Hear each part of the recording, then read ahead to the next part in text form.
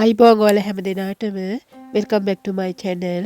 So today I would like to share with you how to make this beautiful dress. ඉතින් මගේ කටහඬ නම් එච්චර ලස්සන නැහැ අද. ඉතින් අමාරුවෙන් තමයි ඔයාලට අහගෙන ඉන්න වෙන්නේ. ඉතින් ඔයාලට අද මං කියලා දෙන්නේ පතුරුමක් රහිතව මේ ලස්සන ගවුම කොහොමද ඉතාම පහසුවෙන් නිර්මාණය කරගන්නේ කියලා. ඒ වගේම මටත් මගේ පවුලේ හැම දෙනාටමත් ඉක්මන් සුවය පැතුවාල හැම දෙනාටම බොහොම ස්තුතියි. ඉතින් ඔයාලා මුලින්ම කරන්න ඕනේ ඔයාලට අවශ්‍ය කරන ගවුමේ උස වගේ දෙගුණයක් රෙදි කොටස අරගෙන එක කොටසක් මේ විදිහට මුලින් විවරයක් සහිතව කරන නිසා අඟල් දෙකක් ඉදිරියෙන් තියලා ඊට පස්සේ මේ විදිහට තිරස් රේඛාවක් ඇඳ ගන්න ඕන. රෙද්ද ඇදහිම තියෙනවා නම් ඒක කෙලින් කරලා තිරස් රේඛාවක් ඇඳගත්තට පස්සේ එතෙන් සිට ඔයාලගේ උරහිස 10ට බෙදලා ලකුණු කරන්න. උරහිස 15 නම් ඒක 10ට බෙද්දාම 1/4යි. උරහිස 13 නම් 10ට බෙද්දාම 1.3යි. ඒ වගේ උරහිස පල්ල මේ රේඛාව මේ විදිහට ලකුණු කරගන්න. ඊළඟට ඔයාලා ලකුණු කරගන්න ඕන ඔයාලගේ උරහිස පල්ල දෙකට බෙදලා ඒ ලැබෙන සංඛ්‍යාව මේ විදිහට ලකුණු කරගන්න. උරහිස 15යි නම් දෙකට බෙද්දාම 7/4යි. ඒ 7/4 මේ විදිහට ලකුණු කරගන්න.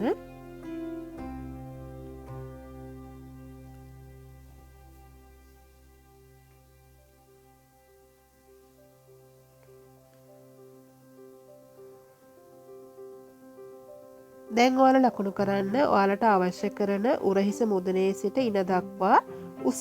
මෙතනදී ඔයාලා ස්වභාවික ඉනටම ලකුණු කරන්න එපා. ස්වභාවික ඉනට වඩා අඟලක් ඉහළට ලකුණු කරගත්තාම මේ ගාම ගොඩක් හැඩයි. ඒ නිසා ඔයාලගේ ඉන උස 15යි නම් ඔයාලා 14ක් ගන්න. 14යි නම් 13ක් ගන්න. ඒ විදිහට ලකුණු කරගත්තට පස්සේ මෙතනදී ඔයාලා මුලින්ම ලකුණු කරගන්න ඕන ඔයාලගේ කර පළල. ඉතින් ඔයාලගේ කර වටමින්ම හතරට බෙදලා ඒකෙන් අඟල් භාගයක් අඩු කරලා ඔයාලට පුළුවන් කර පළල හොයාගන්න. ඊට පස්සේ ඔයාලා කර ගැඹුර මූලික කර ගැඹුර හොයාගන්නේ ඔයාලගේ කරවට හතරට බෙදලා අඟල් භාගයක් අඩු කරන්නේ නැතුව. එතකොට ඔයාලට කර පළල බිම්ම ගන්නත් පුළුවන්. සම්පූර්ණ උරහිස පළල මේ සඳහා යොදා ගන්නත් පුළුවන්. දැන් මම ලකුණු කරන්නේ මගේ උරහිස පල්ල දෙකට බෙදලා මේ විදිහට ලකුණු කරලා උරහිස මේ විදිහට ඇන්ගල් එක නිර්මාණය කරන උරහිස හැඩය. දැන් මේ විදිහට මම මේ උස දක්වා මූලික අත්කට දක්වා ගත්ත උස තියෙනවනේ ඒ දක්වා සිරස් රේඛාවක් ඇඳගෙන ඒ රේඛාව හරි මැදින් ලකුණු කරලා අඟල් භාගයක් ඇතුළට ලකුණු කරගන්නවා. දැන් මේ මූලික අත්කට රේඛාව මත පපුව වට එකතු කිරීම අඟල් 2 බෙදීම 4 මම ලකුණු කරගන්නවා.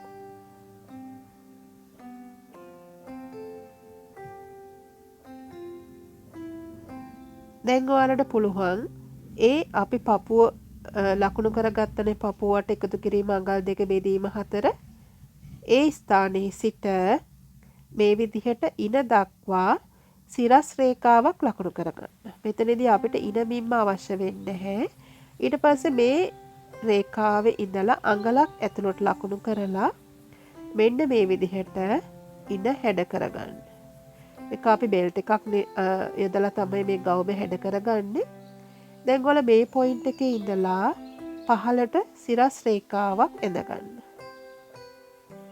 දැන් මේ රේඛාව නවතින තැන තියෙනවනේ එතන තමයි ඔයාලගේ ගවුමට අවශ්‍ය කරන උස වෙන්න ඕනේ. මෙහුම් වාසියත් එක්කම. ඊට පස්සේ දැන් මම මෙතන මහාන මෙහුම් වාසිය මෙතනට එකතු කරලා නැහැ. ඔයාලට මේ ගවුම මේ විදිහට ඇඳගත්තට පස්සේ වටේට මෙහුම් වාසිය තියාගන්න පුළුවන්. මම මේ උස ලකුණු කරගත්තර තැන ඉඳලා අඟල් 3ක් මේ විදිහට ඈඩ් කරලා ඇඳගත්තා. මෙතනදී මම A line හැඩයක් දෙනවා මගේ ගවුමට.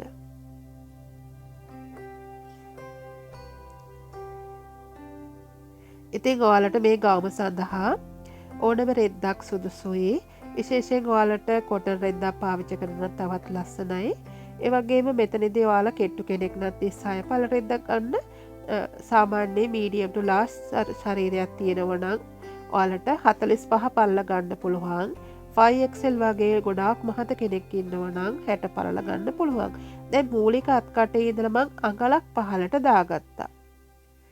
මූලික අත්කටේ ඉඳලා මම නැවත අඟල් එකක් පහළට දාගත්තා. ඊට පස්සේ බලන්න මම මොනවද කරන්න කියලා මේ ෂෝල්ඩර් පොයින්ට් එකේ ඉඳලා රූල තියලා මං අඟල් 5ක් මේ විදිහට ඇල රේඛාවක් ඇඳ ගන්නවා. අඟල් 5ක්. ඉතින් ඔයාලට මේ අත දිග තව වැඩි කර ගන්න පුළුවන්. ඉතින් මේක මැගී බ්ලවුස් එකක් විදිහට නිර්මාණය කරන අතක්නේ. ඒ නිසා මම අඟල් 5ක් තමයි ගත්තේ. ඉතින් මේක මැගී අතක්. ඉතින් ඒ නිසා හොඳින් බලන්න දැන් මම මොනවද කරන්න කියලා.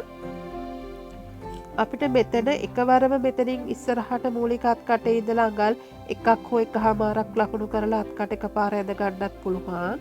එහෙමත් නැත්නම් ඔයාලා මේ විදිහට ඔයාලගේ අත වට දෙකට බෙදලා මේ විදිහට සිරස් රේඛාවක් ලකුණු කරලා මම ඔයාලට පෙන්නලා දෙන විදිහට ඉස්සෙල්ලාම මේ ඇල රේඛාව ඇඳ ගන්න.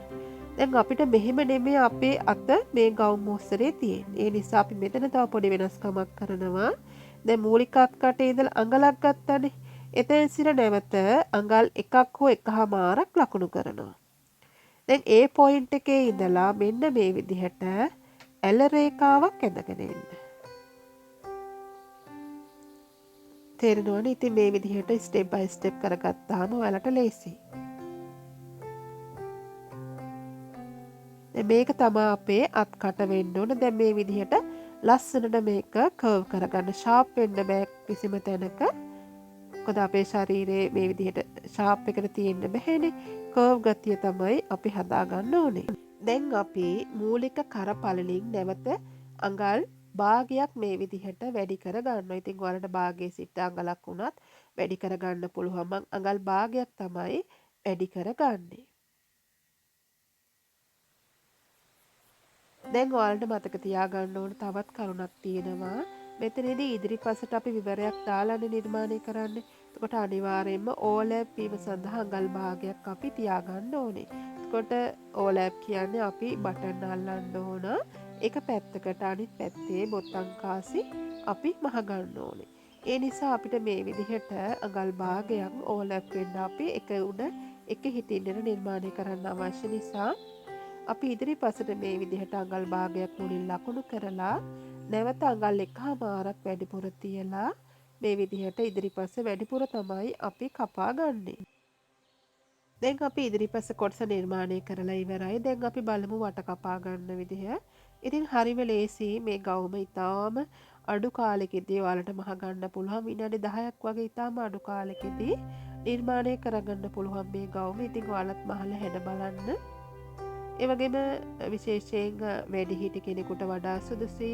විශේෂයෙන් තරබාරු සිරුරක් තියෙන කෙනෙකුටත් ඉරි සහිත රෙද්දක් පාවිච්චි කිරීමෙන්, ඒ කියන්නේ දික් අතර ඉරි තියෙන රෙද්දක් පාවිච්චි කිරීමෙන් ලස්සනට මේ ගවුම නිර්මාණය කරගන්න පුළුවන්. ඉතින් දැන් අපිට තියෙන්නේ පිටුපස කොටස කොහොමද නිර්මාණය කරගන්නේ කියලා ඉගෙන ගන්න. ඉතින් පිටුපස අනිවාර්යයෙන්ම නැම්මට තියලා ඔයාලා කපා ගත යුතුයි. ඉතින් ඔයාලා තියාගත්ත රෙදි කොටස මේ විතර නැම්මට තියලා තමයි ඔයාලා පිටුපස කොටස නිර්මාණය කරගන්න ඕනේ. ඉතින් මම මෙතනදී කොලයක් ආධාරයෙන් ඔයාලට පෙන්නන්නේ. ඒ නිසා මම නැම්මකට කපා ගන්න යන්නේ නැහැ. හැබැයි ඔයාලා ඉදිරිපස කපා ගන්නකොට විවරයක් සහිතව නිර්මාණය කරගන්න. ඒ වගේම ඔයාලා උරහිසට, කරට, අංශයට, වාටියට මෙහෙම වාසි තියාගන්න අමතක කරන්න එපා. රෙද්ද මත තියලා කපා ගන්නකොට මෙහෙම වාසි වටේටම තියලා තමයි කපා ගන්න ඕනේ.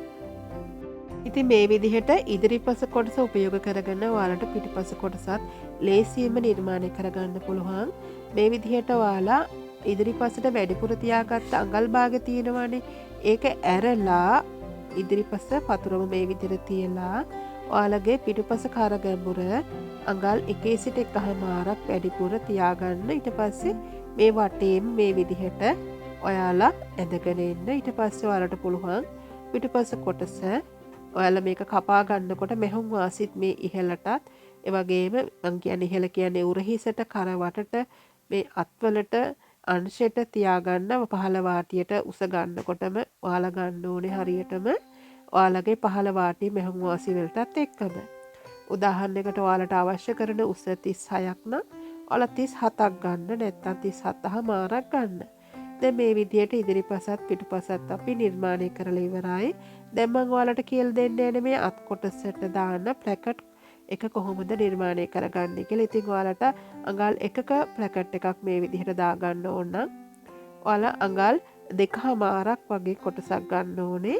මුලින්ම අපි මේ විදිහට ඉදිරිපස්සේ පිටුපස්සයි එකට තියලා මේක අලවගෙන ඔයාලට මේ අත් කොටසට අවශ්‍ය කරන පටිය කපා ගන්න මේක මහගන්න කලින් මෙන්න මේ විදිහට අඟල් කාලා ෂේප් කරගන්න ඕන ඔයාලගේ අත. කාලක් විතර සමහර වෙලාවට ඊටත් වඩා අඩුවෙන් මිසක් වැඩි වෙන්නේ නැහැ. ඊට පස්සේ ඔයාලා මේ පටිය හදාගත්ත පටිය මේ විදිහට ටිකක් දිගට තමයි කපා ගන්න ඕනේ. ඒ අතවට ගානටම මේක තියාගන්න එපා. ඔයාලා මේක කන පිටින් තියලා මහලා හොඳ පිටට හරවන්න පුළුවන්. එතකොට ගොඩාක් ලස්සනයි. ඉතින් මේක කන පිටට මෙහෙම ඔයාලා මහගෙන ඇවිල්ලා මේක හරියට හැඩ කරගන්න ඕන. කපනකොට හොඳින් බලන්න මේ විදිහට හැඩ කරගන්න පුළුවන්. එක ගානට ගත්තොත් ඔයාලට මේක කරගන්න බැහැ නිසා ටිකක් වැඩිපුර තියාගෙන හදා ගන්න ඕන. කන පිටින් මහලා හොඳ පිටට මේක ඔයාලට ඇතුළට පෙරලන්නත් පුළුවන්. එතකොටත් ලස්සනයි. එහෙමත් නැත්නම් මේ විදිහට තියන්නත් පුළුවන්.